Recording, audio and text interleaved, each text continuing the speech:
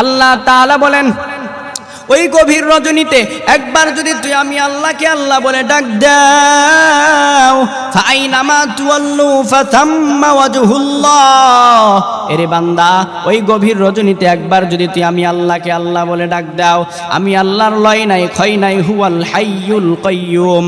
এরে নবীর উম্মতের দল, আল্লাহ বলেন ওই গভীর রজনীতে উঠে যদি একবার দুফোঁটা চোখের পানি ছেড়ে যদি তওবা করো, এরে বান্দা তুমি কত গুনাহ করেছো, গুনাহ করতে করতে পাহাড় পরিমাণ গুনাহ করে ফেলেছো। দুনিয়ার জমিন থেকে নিয়ে আসমান পর্যন্ত যত খালি জায়গা আছে সমস্ত খালি জায়গা তোমার গুনাহ দিয়ে ভরপুর হয়ে গেছে রে বান্দা।